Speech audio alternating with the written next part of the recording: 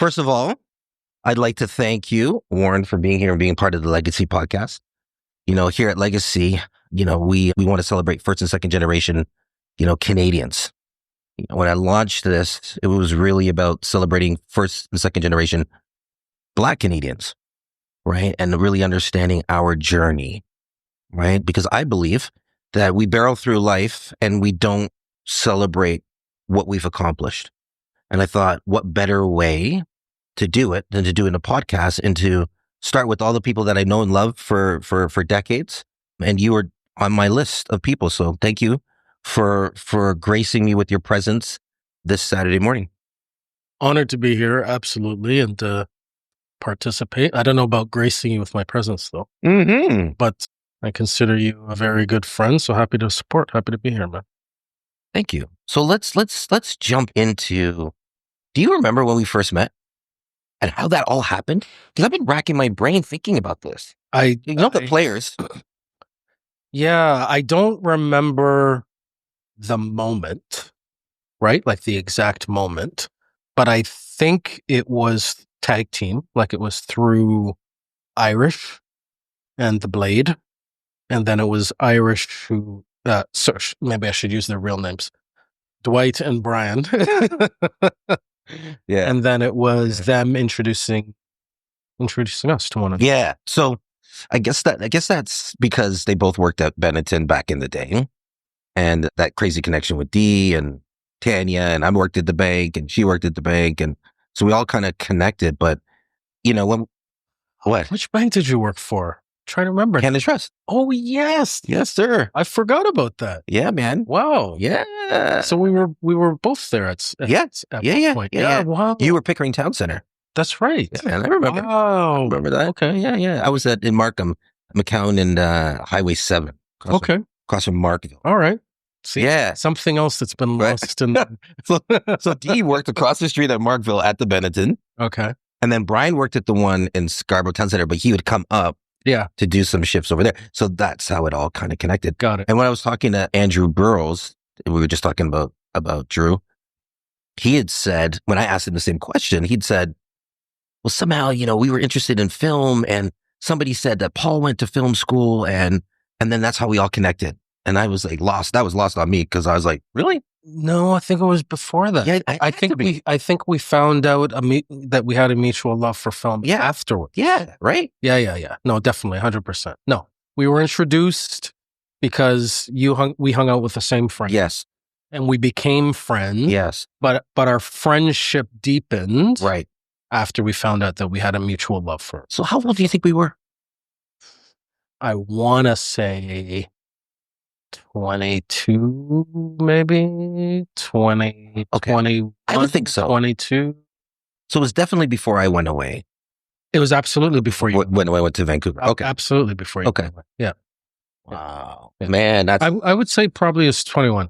I would say we were probably 21. That's a long time, bro. Yeah. We've lived... Because how I met Irish is because I was dating a friend of his, a work colleague of his that worked at Benetton also. Really? Yeah. So I went in to see her and then she introduced me to Irish. That's how I met Irish. Oh, I thought you guys knew each other from U of T. Afterwards. Oh, see, this is why I love this. Because A, we're getting old, and B, now it'll forever live in history. Yeah. We can't forget it. Yeah. Go back and reference the tape. Yeah. Go listen to the podcast. Yeah. Wow, I didn't know that. Yeah. Okay. Yeah. All right. Wow. Okay. Many moons ago. Woo. That is forever and a day ago, man. So much life has been lived. So, let me ask you the first question. Born in Canada? Born in Canada, sir. Yes. Wow. Yes, sir. First. I believe I'm the first one in my family that was born in Canada. Wow. Yeah. Okay. So that firmly puts you as a second gen. Yeah. Right? I didn't know that. Yeah. Even my cousins that are here were born in Jamaica or England. So yeah, I'm the first one born in Canada. So of course, then your sister was born here as well, right? Nope. My sister was born in the States. Oh, I see this now. Mm-hmm. Wow. She's younger than you. 2 years younger. Yeah. So that means you were born here, you went to the States and then came back. Right. So my father was American and came up here to court my mother because my mother was here. She had come here from Scotland and England to work. He came up here to court her. They got married here, Mississauga, in fact. And then I was conceived, I guess.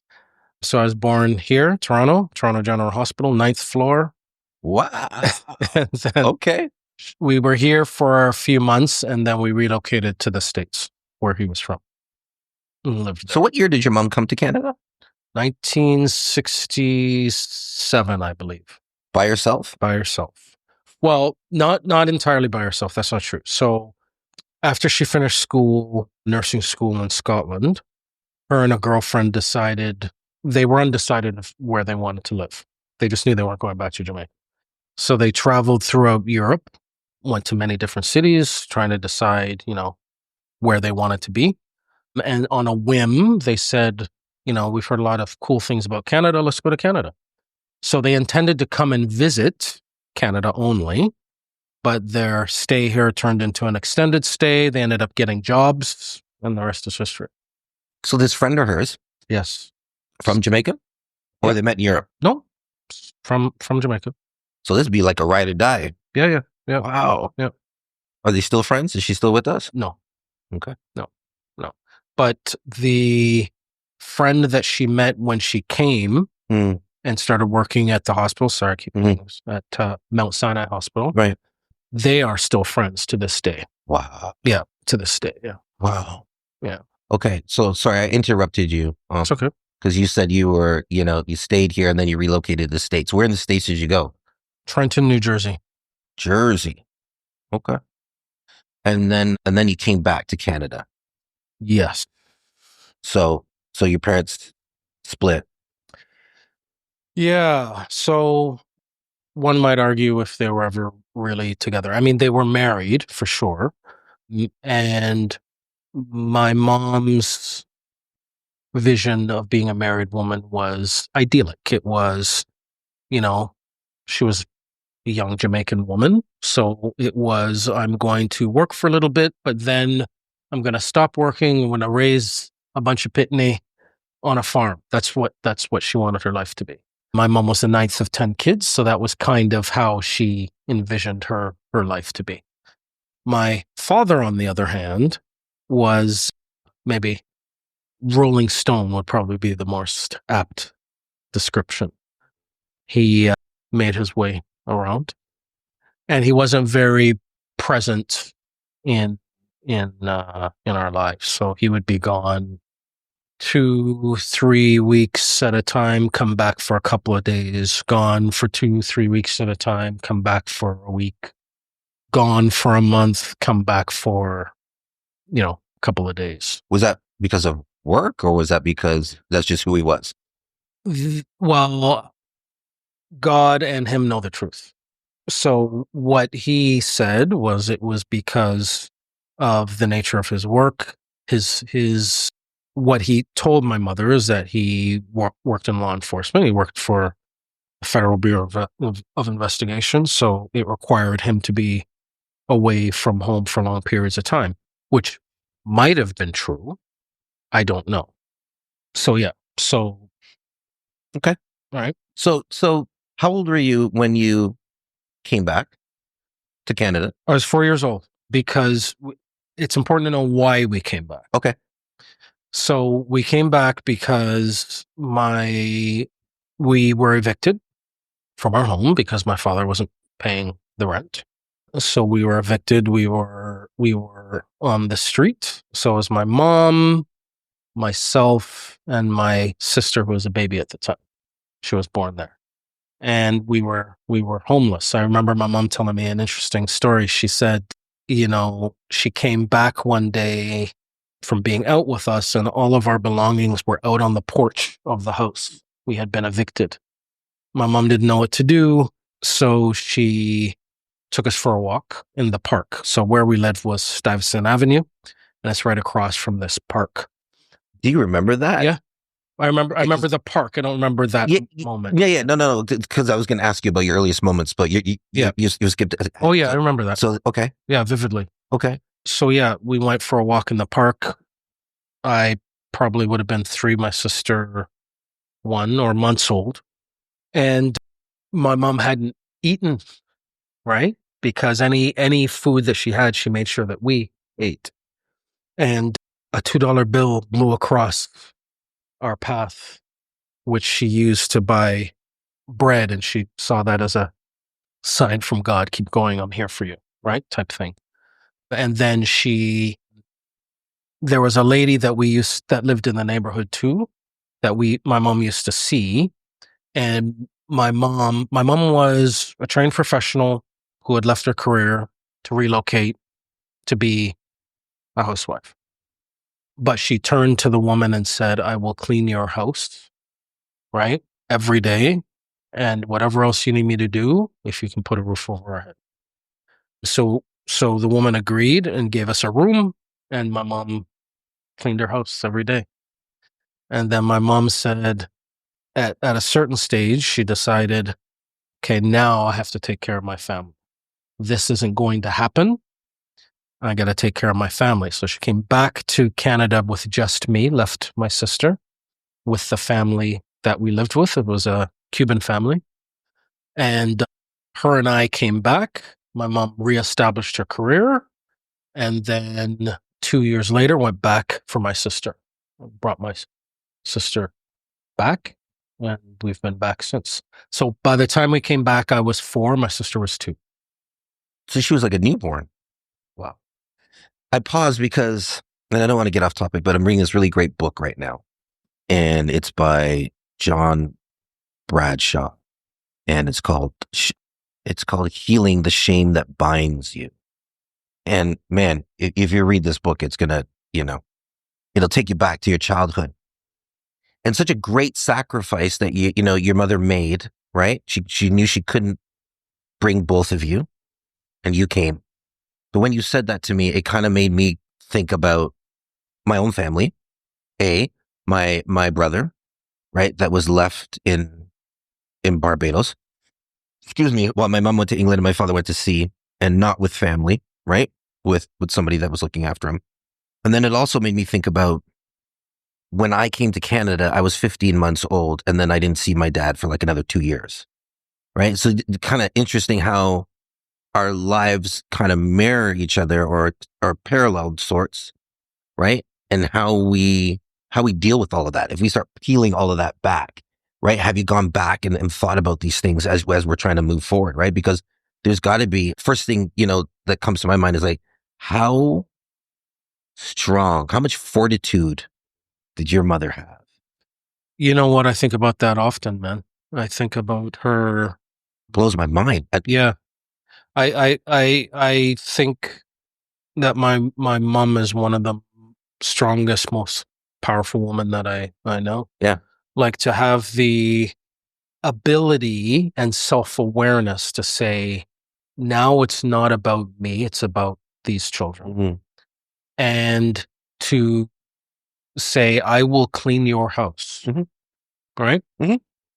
For a room, right? Just to put a roof over our heads. And at the time, she had been accepted on a full ride scholarship at a university there. Rutgers, I believe is the university. She had received a full ride scholarship. She was going to go back and get her next level. She wanted to become a doctor eventually. Yeah. And so she gave all that up and made the decision, okay, I've got to provide for these kids now. And I don't know that I would have the strength to leave a child, right? And come up with one child and one suitcase, establish yourself. She had to leave me alone when she was working, right? And I remember that. I remember my mom would work nights and she would lock the door. Like she'd put me to bed, lock the door, pray to God to watch over me. She would go and work a 12-hour shift, and then she'd come back. Right? She had to leave me. There was no one else. It was just us. Right? And then to do that for 2 years until she had saved enough that she could go back and retrieve her daughter. Right? I think that's incredibly powerful, and that's something that I can never take away from her. And even, sometimes you have your moments with your parents, Yeah. butting heads and stuff. Mm. But I will always have a high level of respect for her for that. So what do you think, if you've asked her, and you know this answer definitively or not, but what do you think drew her back to Toronto? Because you told me like she could have gone to school, right? She could have worked, right? But she couldn't have worked in the States. She could not have. No, she couldn't have worked in the States. Well, I mean, if she got a visa. If she got a visa. Yeah. Yes, but that would have taken time, right? She could have worked immediately in Canada. Got it. Okay, so right? that's okay. Again, right? Okay. So now we are 6 years old.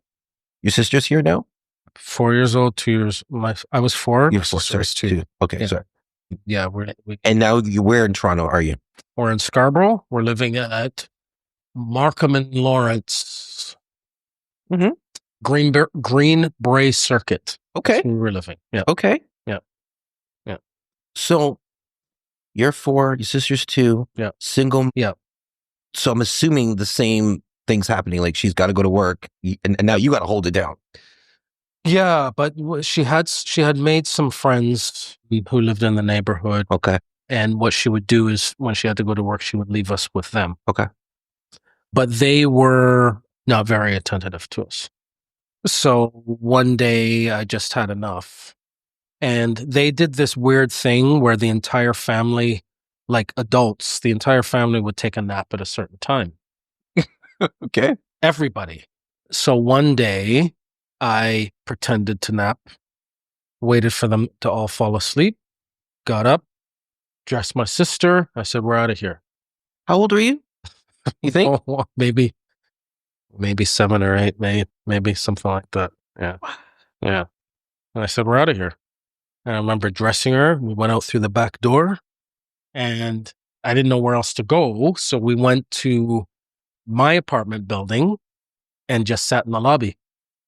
I said, we're going to wait here until Mom comes. Come on. Yeah. And what did Mom do? Did you catch licks? Oh, yeah. Oh, yeah. Like never before. Wow. Yeah. Oh, yeah. See, and that's crazy because again, I'm going to reference the book. If you go back and you understand, like, obviously, trauma is not only on the person that suffered it, but it can become generational and it'll become cultural. Yeah. Right. So it's the only way they knew how to react. Right. You scared the living daylights out of her. Looking back, yeah. Right. And I can't imagine.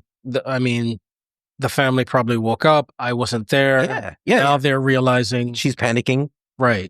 She doesn't know what to do. Right. My mom comes. I'm not there. Maybe you thought you were doing the right thing. Yeah. Right. So again, being punished for doing the right thing. Yeah. Right.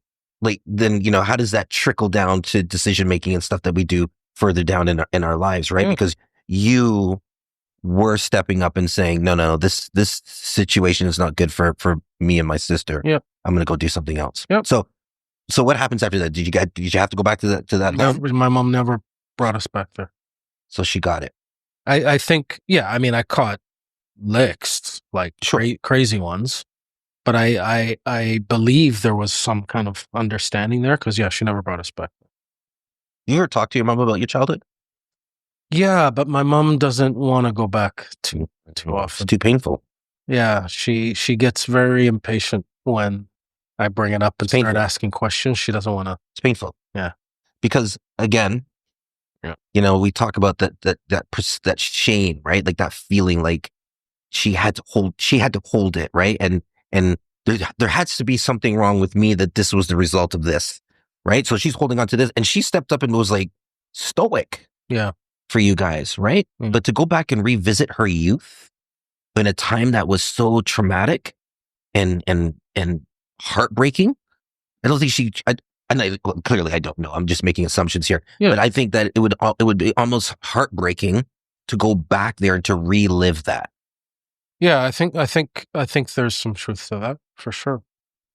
I mean, I remember one thing I do remember vividly, every detail, was one day we were living in an apartment, and I know I was 7 or 8 years old, and my mom called my sister and I into her room, and whenever she called us in the room, normally it was to pray. We would snuggle up with her, and then she would pray. This time, we snuggled up on either side of her, and she was crying, just crying, crying, crying, crying, and I was like, "What is going on?" Like, couldn't comprehend it. And when you're a kid, you're not empathetic. You're kind of more like curious as to what's happening here, right? You don't know what's happening. Right. You can't fully comprehend it. And it was that moment when she told us that she was divorcing my father. Had you seen him? Like, no. Right. Okay. No. So she was doing it in what's the word? Abstention? Absence of. Yeah. So she had hired someone to find him and deliver the divorce papers. And then, a bunch of stuff came out of that, like finding out that he had multiple identities and all that stuff. Anyway, she had found him, delivered the divorce papers, and this was her telling us. And I think it if I look back on it now, it was kind of the end of a dream for her, right? Like any hope that she had that, It'd come to an end. Yeah. Actually, and sorry, you asked me if I had ever seen him. I did once. He had come to Toronto and found us, and I remember 2 moments with him. One was at night when, I would wake up at night to get a drink of water, so middle of the night. I woke up and I kind of wandered over to find my mom, and he was there with her. And I don't know why he said this, but I said something about lying or something like that. And he looked at me sternly and said, "Don't call it a lie, you call it an untruth." And to this day, I find that incredibly ironic. But I just don't know. It was very strange. And why I even remember that, I don't know, but it stands out very strongly in my mind. And maybe because I look back and coming to terms with who he was, maybe I remember that for a reason. I don't know. The other moment was, I remember he was there, he was taking a bath, and it might have been the same time. And my mom brought me in, said, "Do you want to see your father?" Because I barely seen him my entire life. And I remember coming in and he was taking a bath, and he saw me come in, and this is going to be very strange, but he took his washcloth and covered himself, right? And kind of brought me and talked to me and whatnot. I don't remember what was said, and then away. I always look back and just think, man, why do I remember that? Like why, right? And maybe it was because one of the only moments that I remember interacting with him. Yeah. But yeah, strange. Anyway, sorry. I know I took us off topic. No. I mean, like, this is why I said, like, this is a conversation. Like, if I was home and you were home and we were just talking on the phone kind of thing, because what's becoming really clear to me is I now have real insight to who you are, right? And how you've carried yourself as a man, right? So your word is bond. If you say you're going to do something, you're going to do it, right? And friendships and family are extremely important to you. So I can see right? Because what you decided at some point in your life is you decided that it was really important for you to be the complete opposite of what you thought he was. It's funny you say that. Yes. Am I right? You're 100% right. You're 100% right. And that became real evident for me when I knew my first son was coming. I decided that I prayed that God would give me a son, because I said, I'm going to show him what a real father is. And it was extremely important for me to have a son. And I always look back and say, God honored me in that not only did I have one son, I had two, right? And I just look at that as thank you. Like, and he blessed you with a third, and you got yourself a daughter. Yeah, Woo! yeah. So, before we get into that, I just want to quickly get a little insight into what teenage Warren was like. Right? So, what high school did you go to? Pope John Paul II. So you went to Catholic high school? I did, because my mom, originally we were in the public school system, and my mom didn't think that was good enough. So in grade 2, she sent me to St. Richard's Catholic school. She got me into a Catholic school because she felt that the education was better. So where you met Drew? That's where I met Drew.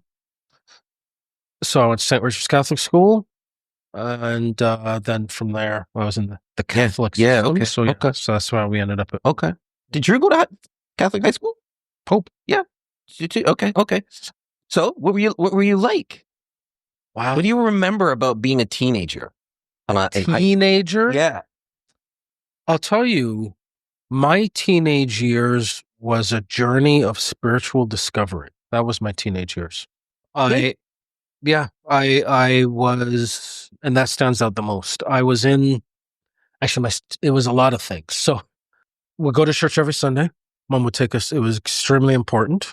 That's how she had been raised. That's how she was going to raise her kids. So we were in church every Sunday. And I really, in my teenage years, 15, 16 years old, is when I really came to understand who God is.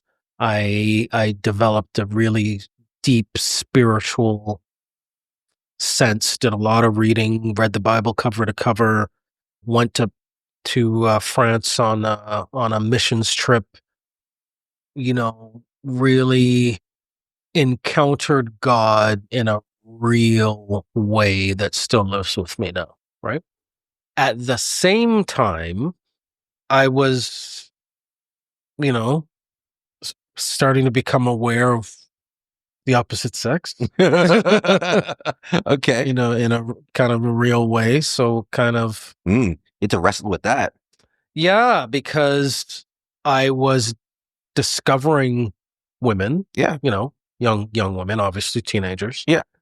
And, experimenting with that and really, really developing a real love and appreciation for women, like a deep love and appreciation for women.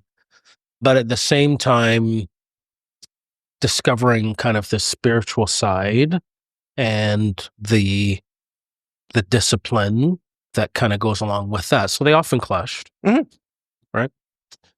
But my teenage years was spent kind of really discovering that and really becoming confident in myself too.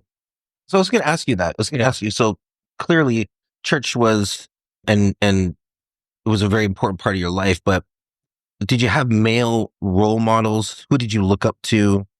Wow. Oh man. So that's going to be a very interesting story. So I did have a role model.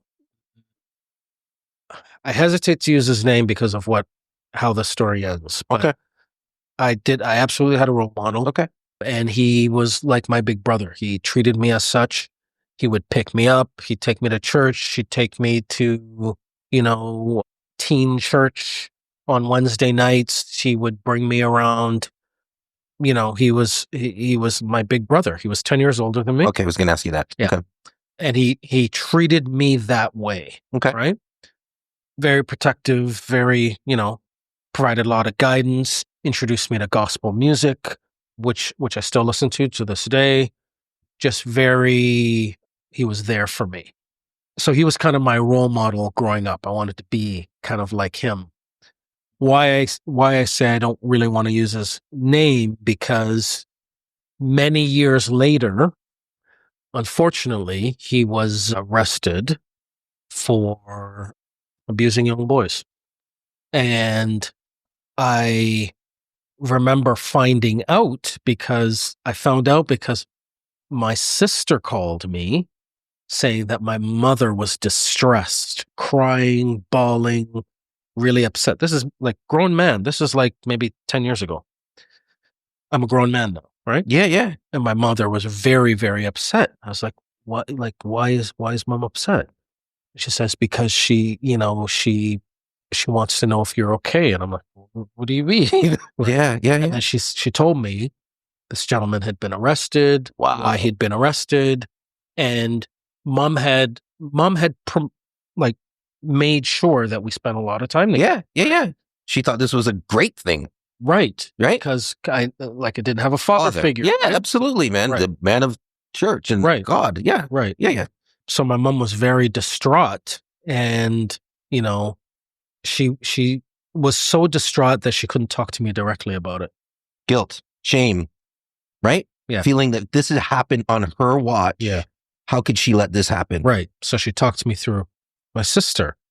And I said, Heather, that's my sister's name. I said, Heather, tell mom I'm fine. Like, he never touched me. Ever. Not once. Ever. Ever. And I remember that there always used to be other guys around, and he would, I just thought that they were like me. He was a father figure kind of to all these guys, right? But I said, Mom, just tell mom he never touched me once, not even a little bit. Never said anything, never suggested anything, never exposed himself, like nothing. And I remember my sister telling me that my mom broke down even more, because then she was like, man, like God was really washing over me, right? So yeah, sorry, that's probably not. No, because I mean, Mm. if we look at life like a puzzle, Mm. and we've got part of the puzzle put together. So I'm using this analogy, right? And so I kind of think you know who the person is that you've known since you were 21, but we would never engage in this type of conversation as young men. So now so much pieces of a puzzle are coming together as this conversation continues.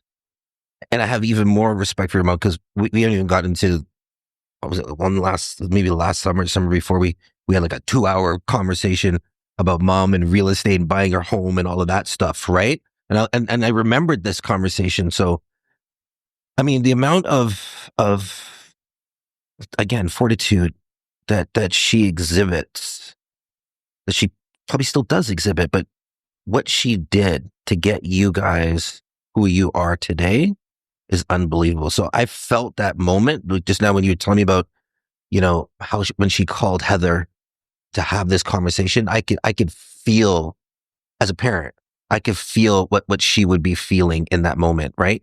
To think that, something happened to your child, right? That's heavy. Yeah, it is heavy. It's really heavy. It is heavy. And yeah, like nothing did happen, right? And it's not like, because,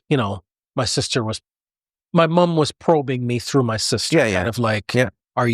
Is it something that you're burying? Yeah. You know what I mean? Yeah. No, like nothing happened. And I spent a lot of time with this man.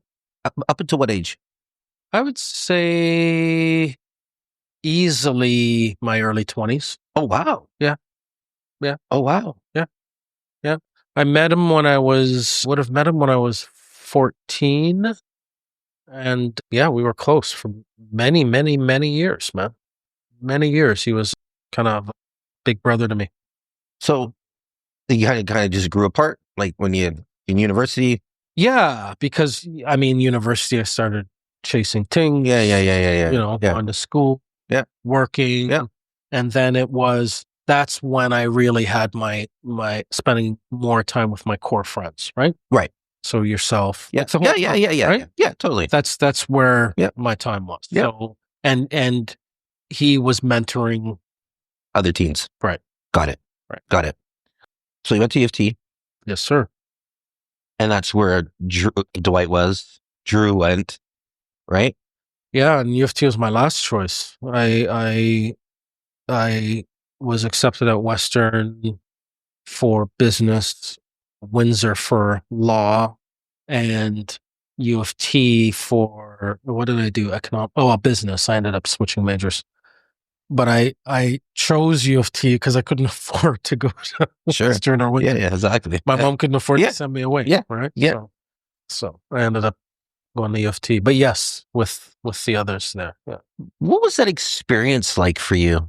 I mean, we're talking, it was an interesting time for Black people in the 90s, from Rodney King beatings to, OJ Simpson, right? And so many, first, second generation Blacks, we're just trying to get ahead. So, now the ultimate dream, you go to U of T, you get in. What was that experience like for you? Because I'm sure, I mean, you guys were probably like, it was a very small percentage of young Black men. We were, but I tell you this, the Black community was incredibly strong there. We went to Scarborough campus and it was incredibly strong, very close knit group. I can't remember what the club was called, but there was a club for the Blacks, those of African and Caribbean descent. And we were very close from day one. Very strong community, close community. I even remember being called out once. I coming into school, this friend of mine and I, we said, they had contact lenses, the colored contact lenses back then. And we decided to try it. And so we tried it over the summer and it was kind of like cool. And, as a Black man with colored eyes, Yeah. you get a lot of attention. Yep. So I was like, okay.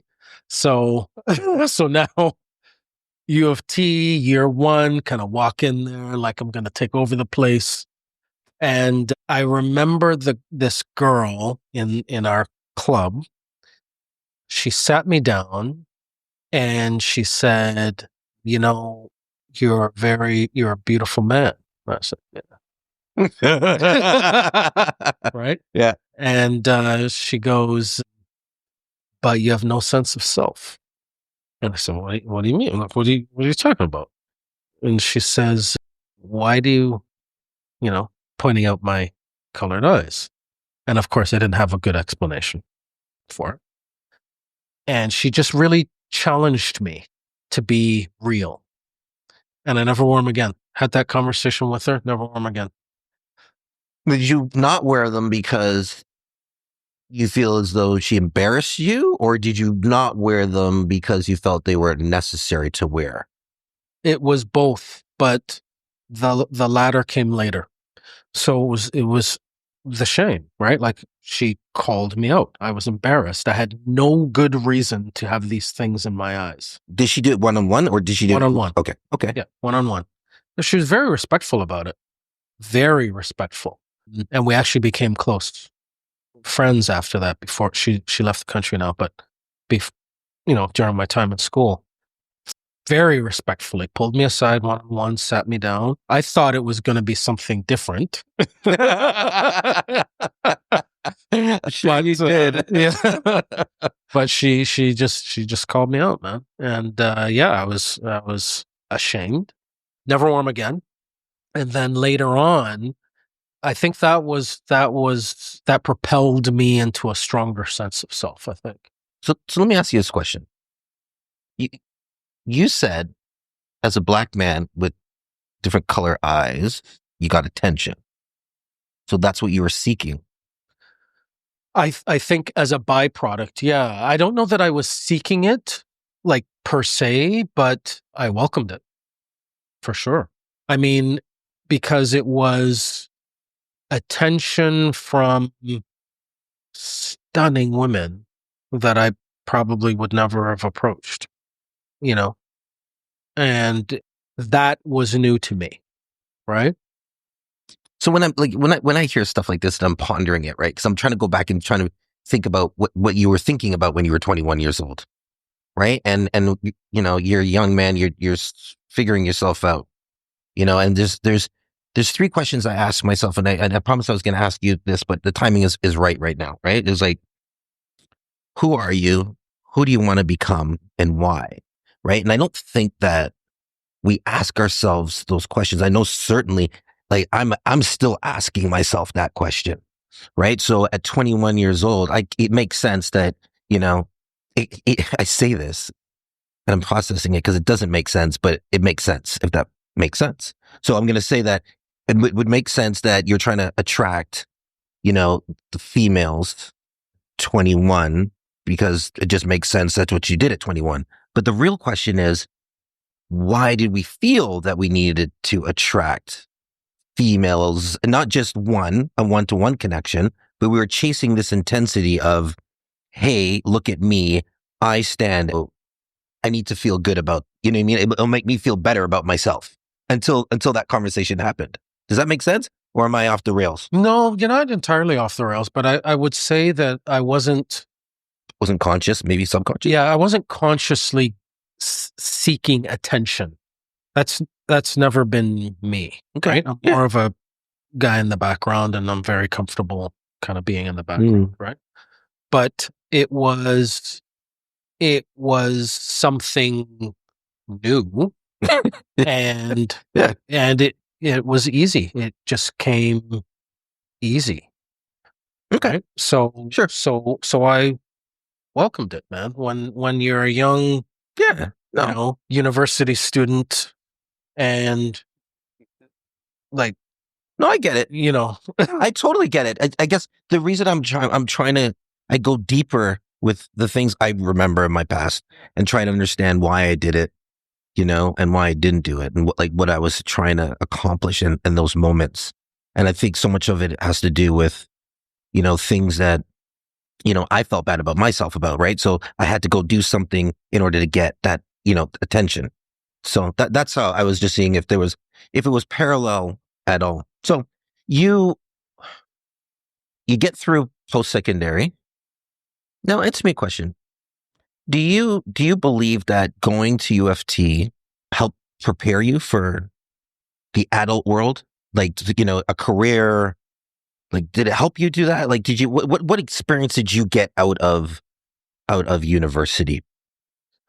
I think that university helped me in certain ways.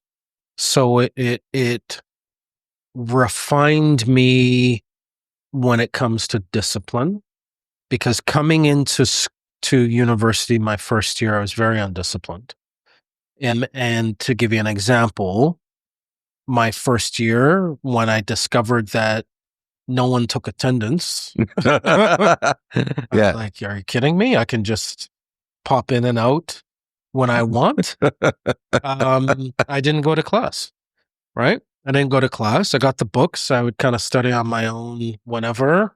And I didn't bomb out. Like, I had the friends who were doing it with me, who shall remain nameless.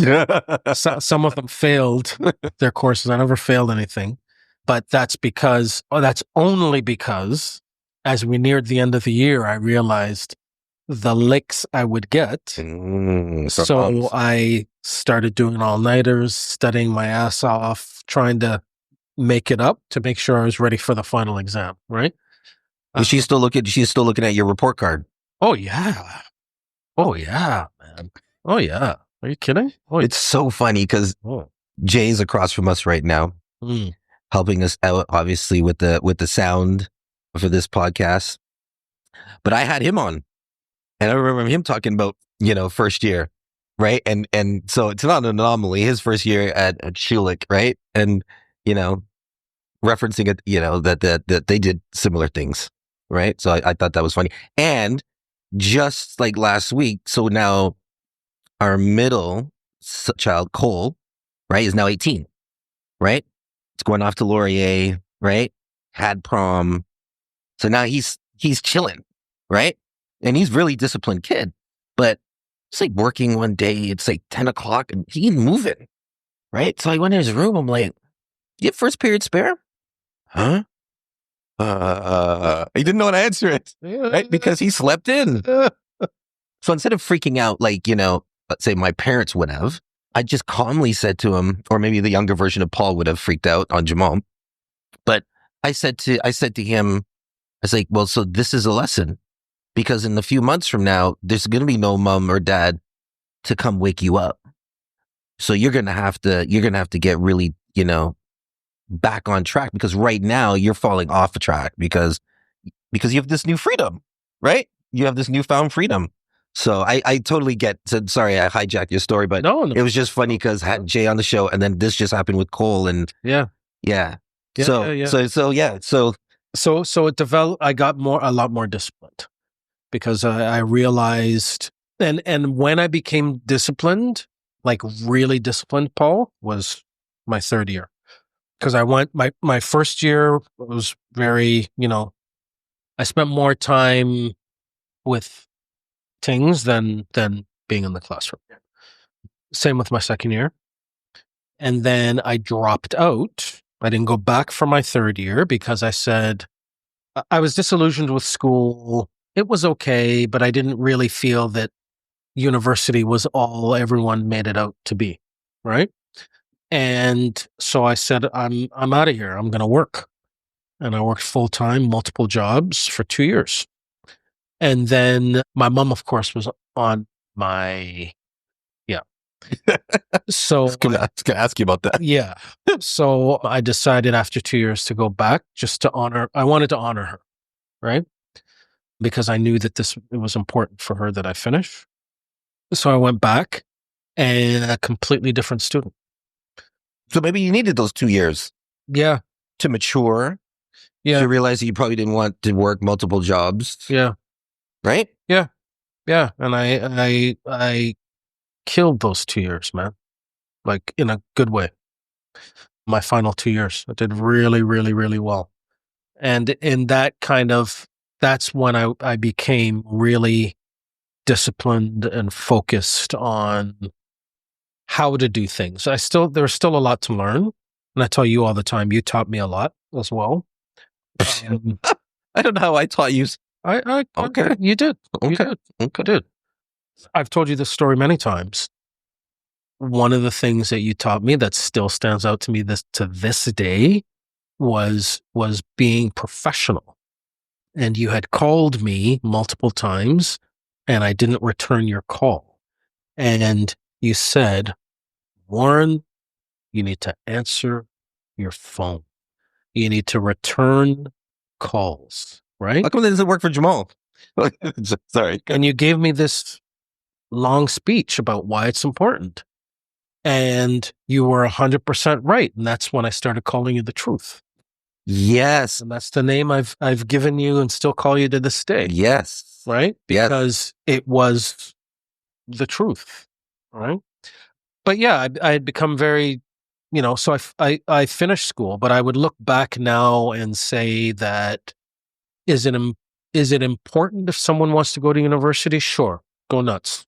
Right? I tell my son who just finished his second year now, my younger son, right? And he's in business. He switched from one business discipline to another, and he's laser focused on that. And I tell him, yeah, go do well, but do I consider it essential to success? Absolutely not.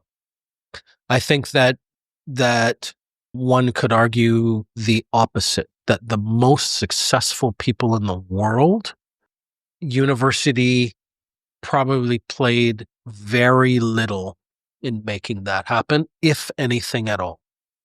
It's really interesting because we're marketed, to believe that higher education, post-secondary, right? University first and college, right? That you would come out and get this fantastic job and have this fantastic life, right? That's how we were marketed to, right?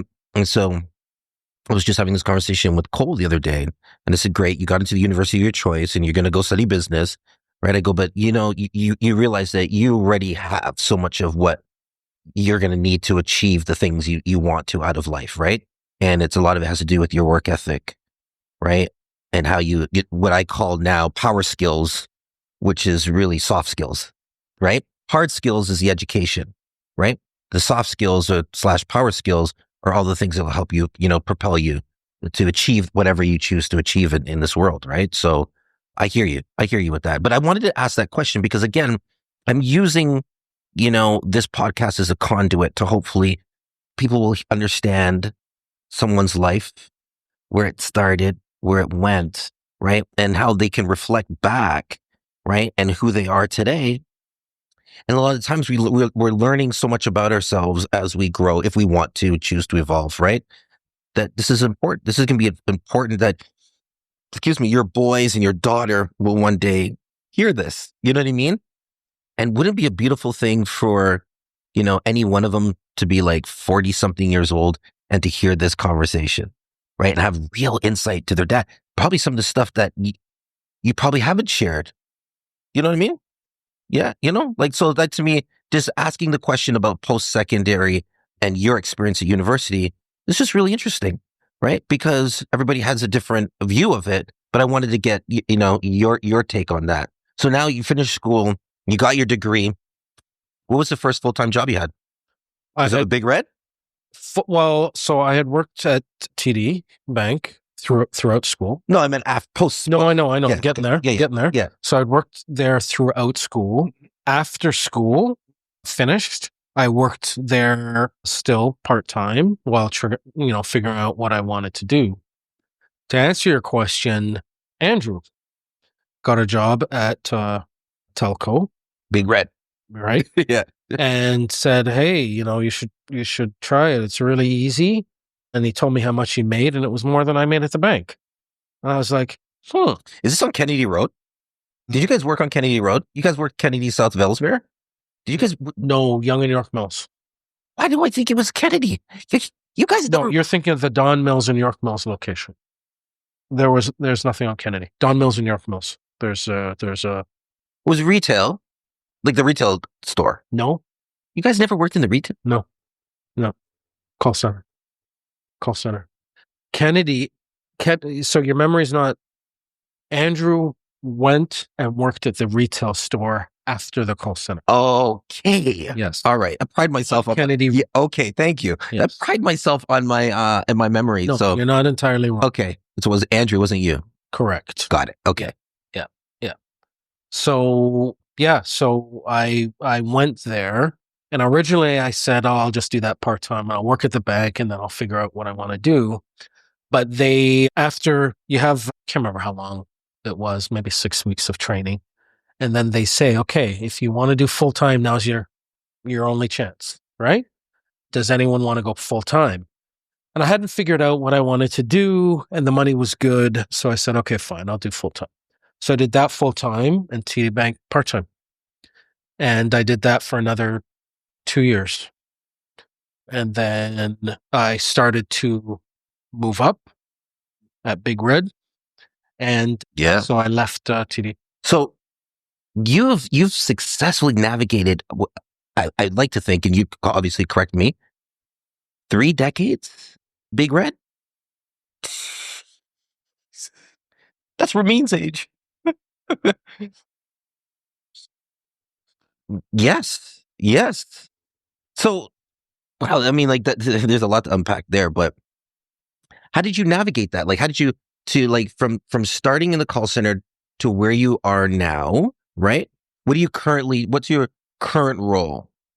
Right now I'm an IT portfolio manager, senior portfolio manager. So for our corporate IT division, which is essentially like there's many domains within that. So HR, legal, regulatory, treasury, finance, supply chain procurement, sales, compensation, settlements, fraud. So kind of all of the domains that make a corporation run. So my responsibility now is to manage the IT project and program portfolio for all of those groups. Okay. So, yeah, long way from the call center. It is. And you've had many different roles in different business units over the years, right? Yeah, I've been fortunate that way. So did you have any mentors along the way to help you navigate? Sure. In Big Red, you mean? Yeah. Sure. Yeah, absolutely. Were they people of color? I wish they were. No. It's one of, so I'll say that there was one, I'll tell you about the people, and then we'll talk about people of color. So I had two strong mentors that stood out for me. One Italian gentleman who kind of recognized my efforts in the call center and gave me an opportunity. First of all, he gave me a significant raise. When I started in the call center, I was making $32,000 a year. And he gave me a raise, and I was making $48,000 a year. You were like, cha-ching, ka-ching. I was through the through the moon. Yeah. 48. Yeah. That's huge. It was huge. I think your son over there is probably thinking, what? Yeah. World? Listen, when I started in advertising, it was, I say this all the time, it was $33,000 a year and a $250 a month car allowance. You know, so much different times. Yeah. So he gave me, and with that, he gave me an opportunity to join a project team, which propelled my career and got me into doing different things. And then later on, now this is many years later, so 2011, I came to work for another gentleman, and his style was very different, but it worked for me. And he kind of, when I would put my best effort forward, he would say, okay, that's a good start. And he always pushed me to be even better. Yep. Right? Always, always, always, always. And that's his famous line that he would always say to me. Okay, that's a good start. He would never say, you did a horrible job, or that's not good enough. Or, he would just say, that's a good start. So I'm oftentimes quoted saying, growth occurs at the end of your comfort zone. So him pushing you, right? Did you feel you grew out of him pushing? 100%. Yeah. 100%. And he made me fight for the most significant promotion that I had, and he made me fight for it. He promoted me, but he didn't give me anything. And he made me go through interviews with everybody else, and multiple interviews. Right? One could take that as, somebody not trying to support you. Not clearly, one could think that's not mentorship. That, one could think that there could be all kinds of different motivations behind that. But you chose to look at it from a different lens. Yeah. And it's funny you mentioned that, because my wife took the opposite view, right? And was quite upset about the whole thing, right? Because she felt that I had proved myself over and over and over. Why, Joe Blow is getting appointed. Why do you have to, right? And I understand that perspective, 100%. But no, I didn't look at it that way. I looked at it as a challenge. And okay, fine. You want me to run the gauntlet? I'm going to run it, and I'm going to win it. I love that. I love that, man. I love that you leaned into it. I tell kids all the time that, lean into things that make you uncomfortable, right? And even if there's a part of you that thinks that that's true, right? Don't let that be, the catalyst to you unraveling or you not trying at all, right? So, yeah, a lot of respect for you there.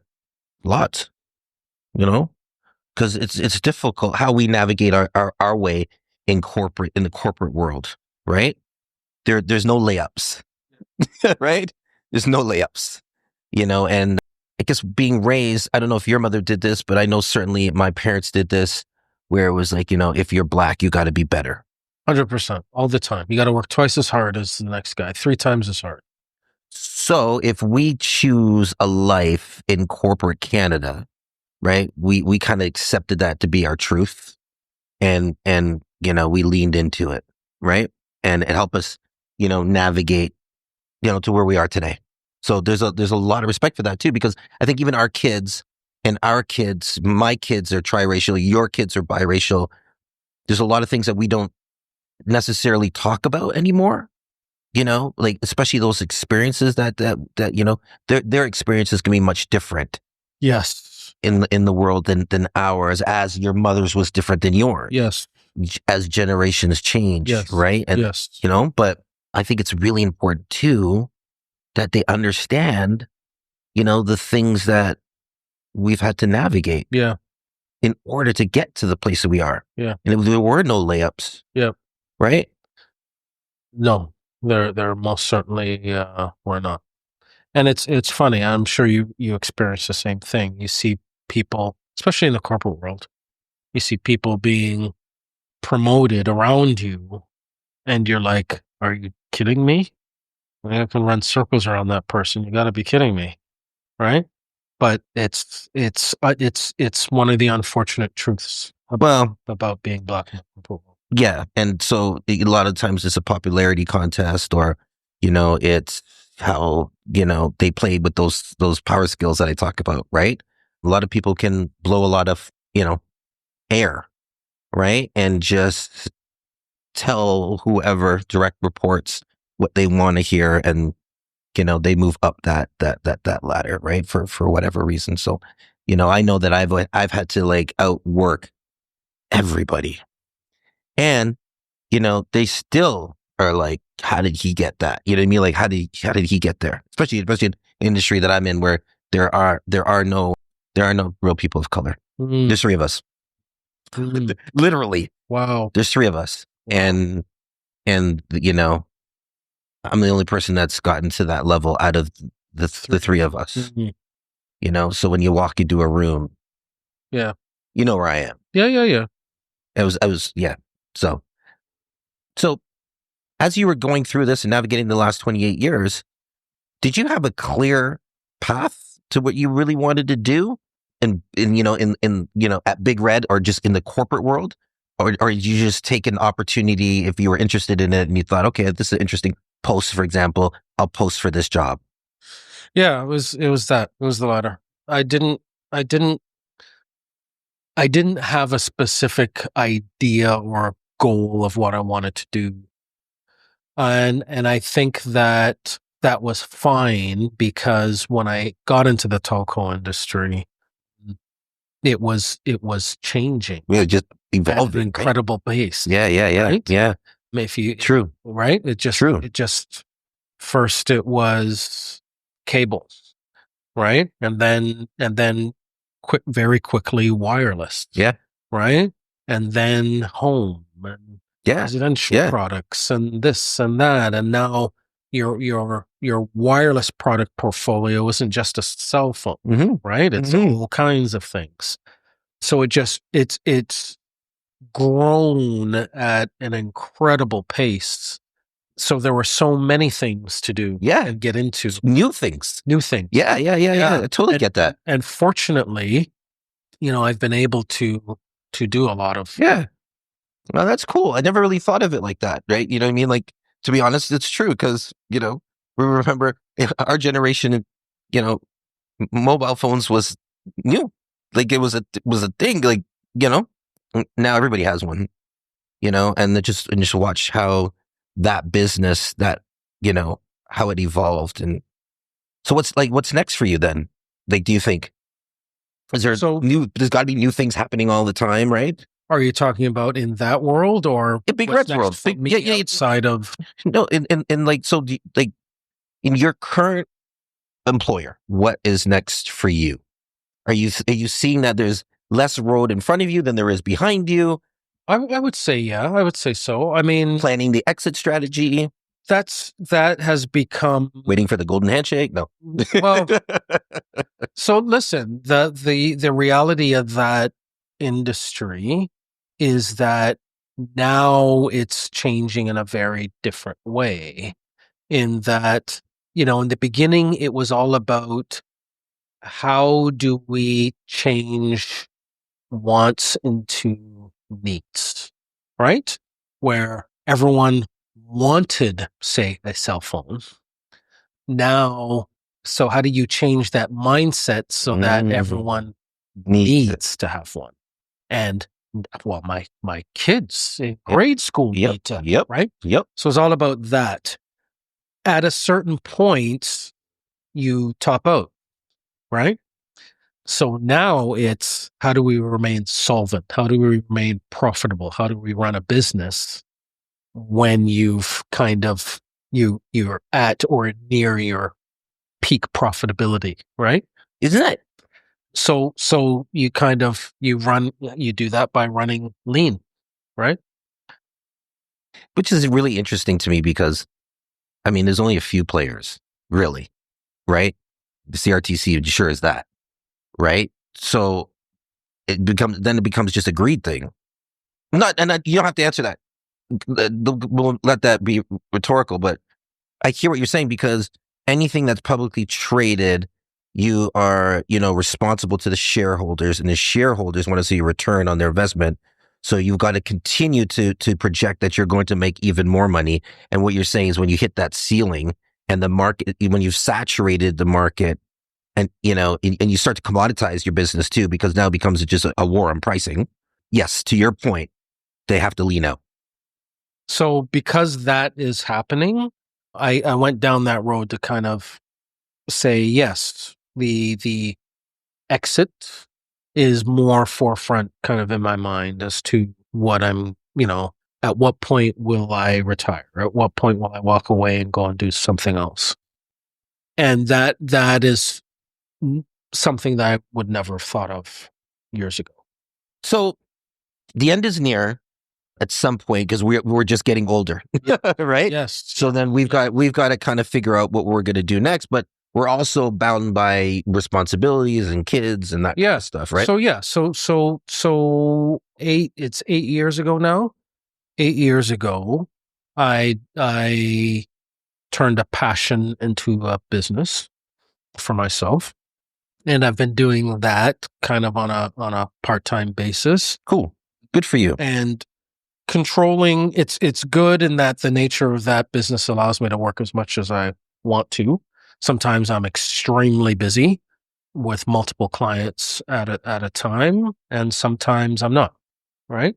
But I can choose how busy I want to be because I still have kids that I want to spend time with. Yeah. And when I'm busy, I make good money, right? So it's good, and it's kind of my future plan. So the day I decide to step out of the corporate world, is the day that I'll probably do that full time. Okay. Yeah. And I enjoy it. It's a passion of mine. Something that I love, Yeah. How much I love it. Yeah. 100%. I think it's great when we find something that we can really enjoy doing. Yeah. And if you can make money at it, that's even better. Yeah. But good on you. Yeah. And it's the enjoyment comes from the interest in it, but being able to help people in a way and see people be happy, right? With doing, it's a significant step or move in people's lives. Yeah. Regardless of whether it's an investment or it's right. So it's important for me that people are able to achieve or get something that they are happy with, right? That plays a big role in their lives. Makes me happy. And I can only imagine, like, the effect that it has on your kids too, right? Like, they're seeing you, working hard, right? And you don't have to do this, right? So again, it's speaking to your character, right? And how you're laying that path for them to work hard and find something that they enjoy doing, and all of that, right? That's all encompassing in parenthood, and how you've raised and continue to raise your kids. Yeah, and it's a tough balance though, man. Yeah, for sure it is. I'm very, like, I take my work seriously, very focused on it, Yep. regardless of what I'm doing. Yep. I'm very, very focused on it. I work long hours, and sometimes I feel guilty, like, oh man, like Mm. here I am coming home at X time at night. So I would have, especially with the little one now, Hmm. I kind of, miss Hmm. that time Yep. with her, right? And then I get like an hour with her, and then she's in bed, and I'm back in front of the computer, banging away, right? So I have to consciously make sure that, okay, well, I'm stopping work at this time because I'm taking her to soccer. Or, I can work at this time because I know she's in dance. So I'm going to work, but second she comes home, cut it Right. up, right? Right. Right. That sort of thing. So I have to be very, very conscious of that. So, and I work harder at that now than admittedly when my sons were younger. I was very, very driven, I You was were like, dialed into Big Red. yeah, and I was very driven by that, and my whole position, my mentality was, I'm doing this for you, right? Like, I'm spending all these hours for you and making this money for you. It's funny how we convince ourselves of that. Yeah, and then kind of looking back, I'm like, okay. So, did I wasn't, so my first marriage failed, right? And why it failed is because, my ex-wife stepped out, right? I look back on that now though and think, gee, how much of a role did I play in that? Mm. You know? Self-reflection. Yeah. Okay. I mean, ultimately you still have a choice, and you can decide whether to do something or Yeah. not do Yeah. something, Yeah. right? Yeah. Ultimately you live by your choices. So, that person still decided to do that. Right. Right. And did it multiple times. But, you know, did I help that along the way inadvertently? Right. Not that I'm any psychologist, but again, if we establish early in this conversation that being the polar opposite of your biological father was important to you, Yeah. right? Can you see that leaning into work, and you know what I mean? And convincing yourself that I'm doing this and I'm doing it for them. Yeah. Might have a lot. I could have gone right back to that point. Absolutely. Right. So it's funny how, I write about, I've written this TEDx talk that I'm attempting to do, but in it, I talk about misguided motivations, right? So we think that we're doing something for the right reasons, right? But we never really went back, right, into our minds to figure out why we were doing the things we were doing, right? So and then we've got to be really, soft on ourselves, right? When I say soft, I mean, look at it with soft eyes, right? You can't judge yourself. You can't be angry at it. It happened, but now kind of know why it happened. You know what I mean? Yeah. And that you've grown and matured and evolved from that, right? Because now you're telling me that, okay, lesson learned, right? It's not a rinse and repeat. It was a lesson learned. Yeah. It definitely was a lesson learned.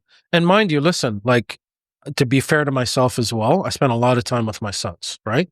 Like teaching them how to bike ride, Of just course. being with them. I wouldn't expect anything Yeah, different was because it's critical. so important. It's a core value of yours. Yeah, it was like I was there with them, but at the same time, there was times where I wasn't, like, because I was working, right, and like working, like first thing I'm out in the morning and I'm back at 8 o'clock, right? Yeah. You know what I mean? Yeah. And I totally get it. so I think, if I'm being honest with myself, that I might have created an environment where those became options or choices that my ex decided to make. You know, I've been reading about attachment styles, right? So you can be, avoidant, anxious, secure, disorganized, right? It's just how you interact with your personal relationships and intimate relationships, right? So, when you think about what you were doing and then what she did, right? Clearly, obviously there's a disconnect, right? But she wasn't getting that attention that she probably felt that she needed, right? So, but do you do it that way? No, right? Right. Right. Right. But everybody's different. Everybody does things differently, right? And that's just the way it goes. I think, you know, as a parent, if you choose to want to be a good parent, Yeah. right? I think it's a difficult because you're always going to make mistakes, right? And we're always going to look back and I looked at the things I said or the way I raised Jay, right? And it's not that I'm being purposely more lenient on Cole and Justine. It's just that you parent differently. Yeah. You know what I mean? Like as you age, right? So now you have an opportunity to do it. Excuse me, now, right? With your daughter, right? And she's young. You're going to go back and think about those things that you did or didn't do. And you're going to attempt to do it differently, but it doesn't matter. At some point, she'll still say you did something wrong anyways, because that's just life. Yeah. Right. That's just life. Yeah. And it's, yeah. Yeah. Life is funny that way. Well, it's kind of interesting because this really leads me right into something that I wanted to talk to you about. And it's a book that I read, by Bruce Feiler, and it's called Life in Transition, right? And he talks about life quakes, right? So he writes about things that just happen that you can't plan for, right? So how do you approach the unknown? Because for so many of us, especially me, I try to figure everything out. Like I got to have this whole plan, and it brings me angst, right? If I don't really see the road ahead. So when life quakes happen, right, as one did for you, how did you come out on the other side of that? And to remarry Yeah. and to be so self-reflective and self-aware of it all. It's admiring to me. So I would say I'll answer that question this way. So when that happened, so when I separated from I found out all this, separated from my ex-wife, I was living in a basement apartment, and so when I had my sons, we would all sleep. They would sleep in the bed, I would sleep on the floor. Okay. And it was a really hard time for me because one, you feel betrayed, you feel, you go through all that. And the other thing was I felt guilty because I felt that I was failing them and not giving them the home with, the mother, father, Nuclear family. the nuclear family. Yeah. Together. It wasn't my fault, but as I had just recounted, I probably wasn't innocent either, right? Sure. So I felt guilty in that they're the ones who are suffering. So during that time, I became really, really close again with my mother and with my faith. My mother was there for me, man. Like she would call me, we'd talk every day, and she would kind of guide me through the emotional ups and downs, right? Like our normal interactions are, my mom lecturing me about something or the other, right? Because that's just how my mom is, right? But no, this was very, emotional guidance, just being there for me, Empathetic. being very empathetic, talking, praying, talking. She knows what you went through. Yeah. Because she went through. Yeah. So she was awesome. She was great. And it brought me back to my faith and really saying, okay, look, you were there for me before as a young child, right? Now, fast forward, now I'm the father and this isn't going the way I'd planned. I got to put it in your hands, right? And raise these boys knowing that you were betrayed. So that could make for a very toxic relationship, right? But what I'm hearing is that you work through that Well, for the best interest of the boys. in the beginning, yes. So in the beginning, yeah, and actually to this day haven't told them what happened. Why they don't know why. And I never told them still again to this day because I felt that it was important that they had a relationship with their mother, that they loved their mother. And so I chose not to tell them why. And of course she didn't. And so I took a lot on the chin, right? She was off with her doing whatever. And I took a lot on the chin, shut up about a lot of things, dealt with a lot of her nonsense, just so that they would be at peace. They would never see us fight. And to this day, I've never said one bad word about their mother in front of them. Wow. Yeah. Not one. The opposite isn't true. I know because they tell me. But when they ask me, I just say, no, nothing to say.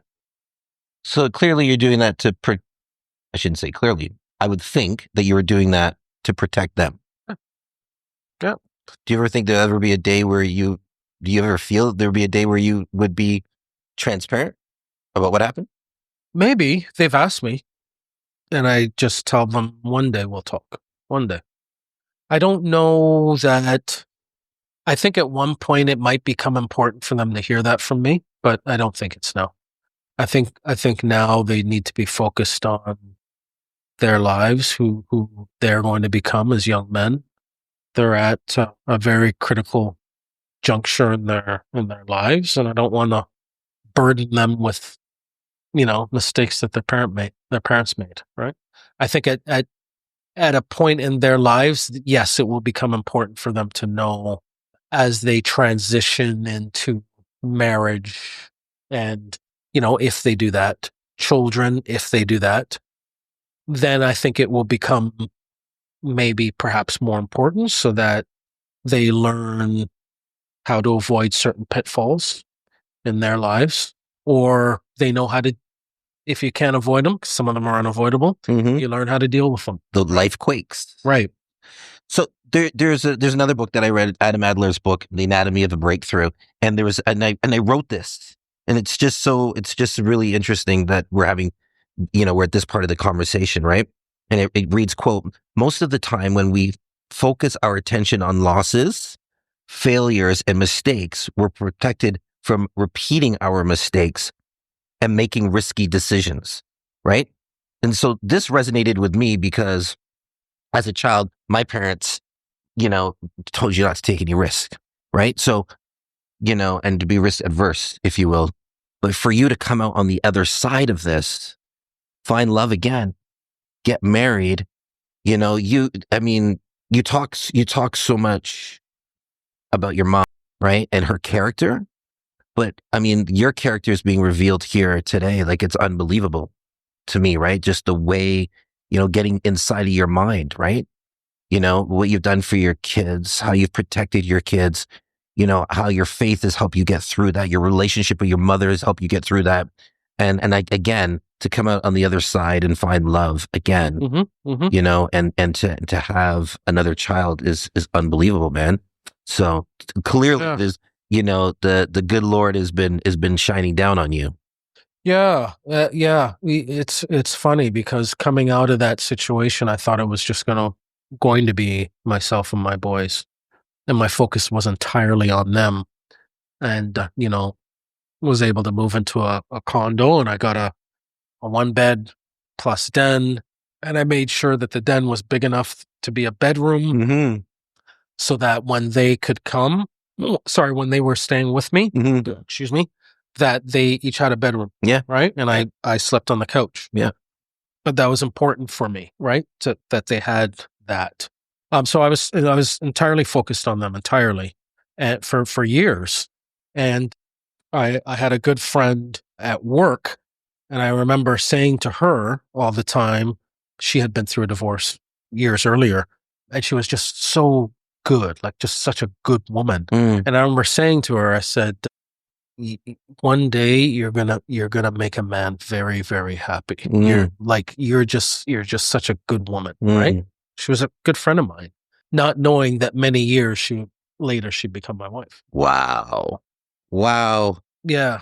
And having a child that I never in my wildest dreams thought I would have another child. Mm-hmm.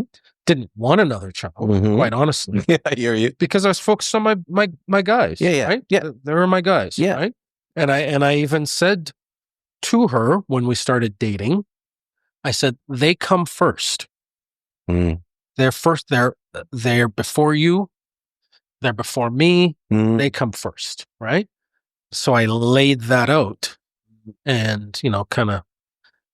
Then things eventually got more serious. Then we got married and had a baby, which changed everything, of course. And Was there any guilt there at all for you? Like, and when I say guilt, everything was your boys, and now you have another child. Like, did you feel like, wait a second, how do I balance all of this now? I wouldn't say guilt, but what I did do was I prepared them. So when I found out that Good for you. that the baby was coming, Good for you. I sat them down and talked to them at length about it. Good for you. And I made sure that they were very clear on how much I loved them, mm-hmm. and how much that it would never change, that I would be their father, and I would always, always, always be there for them. Always. However, you are going to have a sister. Yeah. And this is what it's going to mean. So I prepared them from the moment I found out that they were teenagers though, right? Yeah. Yeah. Yeah. Yeah. When the little one was born, they were 13 and 15 respectively. So I kind of just made that remark because Jay was 13 when Cole was born. Mm.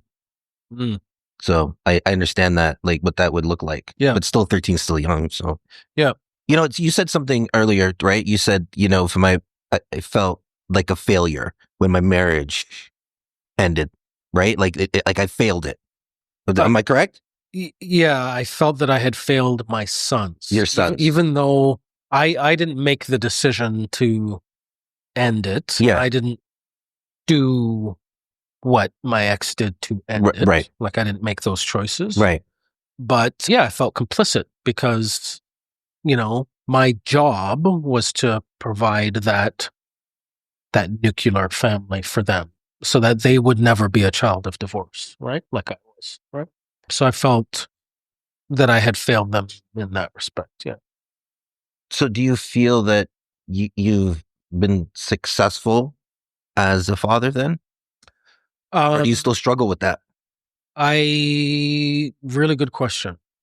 So I feel in some respects that I've been successful because I have a very close relationship with my sons. I love them dearly. They love me, and I like feel that. Mm-hmm.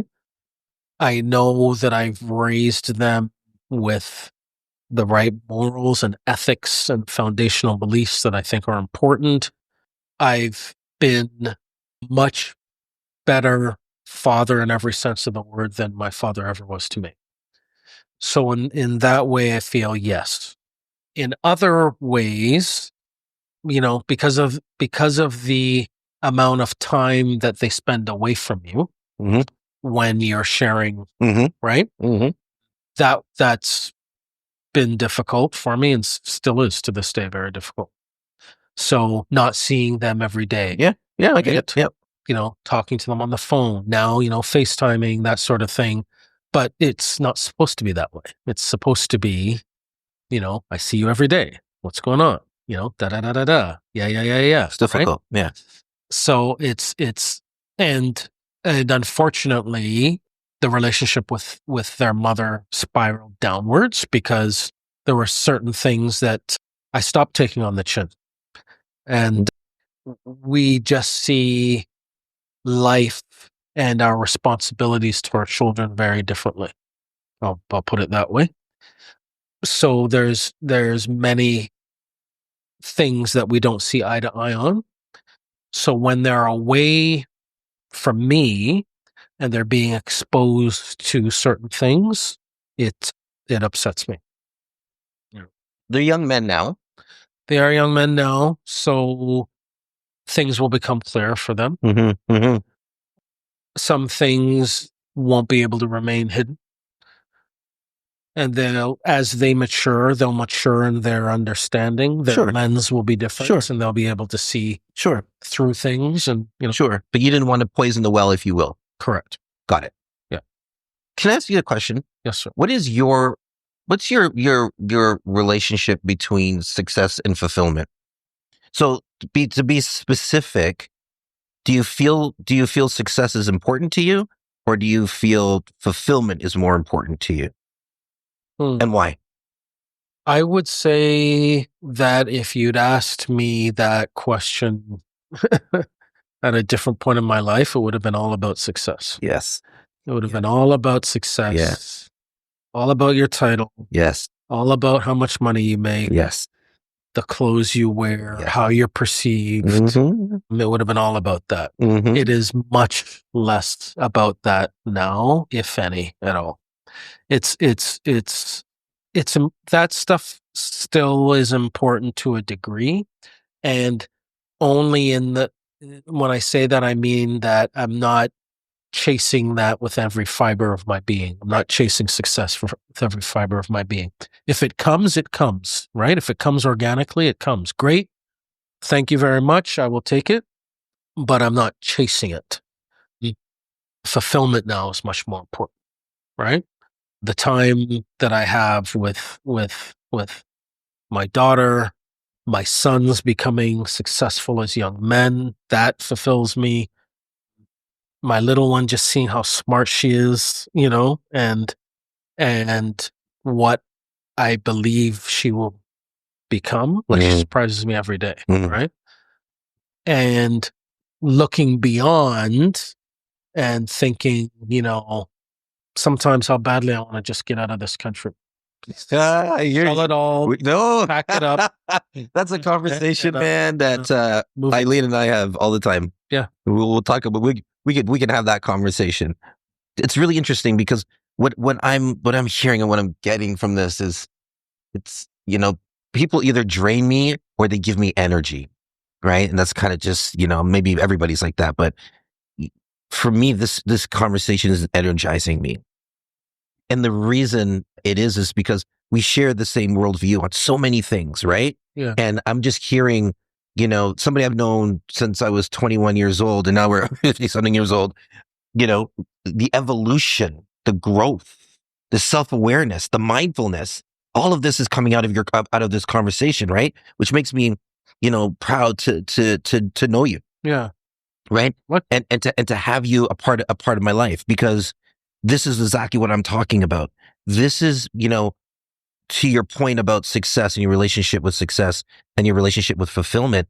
I think at this point, this juncture in our lives, I know I am for sure, fulfillment, and fulfillment is not a destination, right? I think we've got to, find it in everything we do, which means we've got to stay present and we got to live in the present moment, because we don't know what the next second's going to bring us. Yeah. Right. So to me, I'm trying, and it's a work in progress, but trying to live that way. Right. Because cars, clothes, houses, money in the bank, all that kind of stuff. I've come to recognize that was so important to me because I felt like I had something to prove. Right. And now you get to a certain age and you've been on this planet long enough, and you're in this, on this earth journey, you start to see the beauty in, being able to open your eyes and just, feel the sunshine or breathe the air, right? And the ultimate goal is not all those other things. The ultimate goal, if you have children, right, would be to raise really well adjusted, good human beings. Yes. Yes. Right? Yes. Yes. And it seems like you have one right over there. Oh man. I do. And I'm recognizing too also that this is something that I say often too, right? I go, when you have kids, you're in the management business, so you're managing it, right? And then as they get older, and you're probably get into this phase, you're in the consultancy business. Yes. Right? And now I'm on the need to know business, right? So I don't really, if he wants to talk to me about something, but I don't probe, I can't probe, right? Like he's his own man. Yes. Right? So, and you hope that all those lessons and all those things that they will, take all the good things that you did and hold on to and march forward with it and dump all the stuff that they don't like. Right? But there should be more good than there is bad. Right? And how we approach this life. Man, there's so much more to talk about. I know we're running out of time, but I will ask you to, this is the second last part of this. And I really wanted to talk about those superpowers because I alluded to them before, right? And I believe that everybody has a superpower, right? What do you think yours is? It's a really good question. I've actually never been asked that, never thought of that. What's my superpower? And the reason, and you see, it's hard. It's as difficult as asking yourself, who am I? Who do I want to become? And why? Right? Because now what I'm asking you is like to really internalize and give yourself the flowers that we so many times don't, because we focus so much of our energy can be focused on what we didn't do right? Or what didn't go the way we wanted it to, right? But there's so much goodness in you, and there's so much goodness I heard today, right? That tap into that, right? Because I think that's where I was trying to take it, right? Like you do have superpowers, right? And I can tell you what I think, but I really wanted you to, because this is part of the conversation and the evolution of giving people an opportunity on legacy to get their own flowers. I want to give you your flowers. I want you to walk out of this conversation going, hey, yeah, you know what? I am really damn good. Well, I think that's really awesome. But I'd say my superpowers are plural, two things only. If I had to really think about it, would probably be I'm very self-aware, right? You are. And that's the good and the bad. Yeah. I know what I'm very, very good at. Mm-hmm. I know what I'm not good at. Right? I know where my failures are. I know where my struggles are. I know where I need to be better. Yeah. That's a great superpower to have. Yeah. And I don't pretend to be somebody else. And I don't stand on someone to be better than them. And then I would say it's just being fairly even keeled. Like it takes a lot to push me one way or the other, right? So I can have a good conversation and I love to be surrounded with my friends, which unfortunately doesn't happen as often as I'd like. But I'm happy to be surrounded with my friends and just listen. Just listen. Right? One of my favorite things. Right? And it takes a lot to get, and eventually, I'll get involved and we'll share a joke and whatnot. Yeah. But I'm more I just like to listen. Right? And just be surrounded. Yeah, be present. And I just enjoy them. Yeah. Right? As my friends, as my brothers. Right? Yeah. And it takes a lot to get me angry. Right? I don't like it. I don't like being angry. I think it's a weakness. And so it takes a lot to get me there. So I try and remain very. You are. You definitely are. Okay, so this is when we come to the end. We're winding down this conversation, and I'm gonna ask you a question. Yes, sir. And then I'm gonna read you a quote. Okay. So the question I'm gonna ask you is: do you think about your legacy and what it's gonna mean after you're your time on Earth, your journey on Earth has come to an end? Like, what is it that you want to be remembered for? Is it for those superpowers that you just told me about? Or is it a combination of those and others? Or is it something completely different? So it's a very tough question. And in some ways I've thought about it, and in some ways I've avoided thinking about it. Because when you think about that, the answer to that question, your what you have failed to become comes to the forefront. Right. But what I would fail to become. Yeah. I think that Are you seeking perfection? no, but I think that not at all. Okay. But I think that no one ever reaches the height of what they think that they can be. Right? Even the most successful people believe that they can be even more successful, right? Like an Elon Musk, right? Like a Tom Brady, right? Like a Bill Gates. The most successful people, I think, still believe that they can be even more successful. So it's interesting you're using the word success again, right? Because are you saying that at the end of your life journey, you want to be remembered for being successful? No, not at all. My only point in saying that is that I think when you think of your legacy, I think that what you have failed to become in certain respects comes rushing back to you, right? But I would say for me to answer that question, I would say that I work ethic it's very important for me and very important for my kids to have that impression. Yep. Right? Because I think that is something that's a gift that keeps on giving, right? I can give that to them, and if they receive it and take it, it keeps on giving, man, right? So there's that. And I would say probably my faith, man. I think that my relationship with God has been very, very strong at times. And at other times I've wanted to do my own thing. Right. And I think that my belief system is ultimately at the end of the day, man is committed once to live. After that, judgment, the afterlife, and how you live your life according to how the Creator would want you to live your life will play into how you live your afterlife. Right.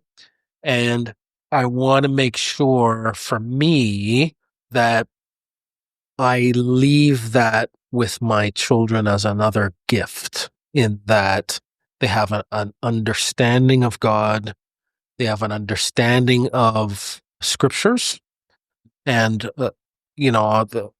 I still read the Bible to this day, more now than through my formative years, but I want to leave that with them because I believe that knowledge, that relationship, how they live their lives now, will carry them into the next life. Okay. Wow. Very profound. So the very last thing we're gonna talk about here is this quote. And so one of my things at the end of the podcast, I read a quote, right? And then ask you what I ask you if it resonates with you. Right. So I had 3 quotes for you. I couldn't land on one. Okay. Okay. Okay. But I've landed on it in this conversation. Okay. All right. Right. All right. Now I'm interested. Yeah. So this one is from Simon Sinek, and it reads, "Happiness comes from what we do. Fulfillment comes from why we do it." And everything I heard about you and from you in this conversation led me right to this one. Because I think it resonates with who you are. Totally. Yeah. Yeah, it does. Right? Yeah. Nailed it. Yeah. Yeah, man. Because this is powerful. Like, to me, it's whew, I'll spend the rest of the day, replaying our conversation in my head. And I think we can always learn and we can always evolve. Right? on this journey, and having the opportunity to sit down with you this morning, you giving me your time, it means a lot. It really does, man. Hey, listen, I thank you, and I thank you for the opportunity. It was cathartic in a lot of ways, just to be able to kind of go back and talk about things that, if I've talked to them about someone, it's been in fits and starts, right? But never right. Yes. So yeah, it's been interesting. Very, very reflective. No, thank you. Thank you. Yeah. Thank you. Yeah. Man. All right. That's a wrap, Jay.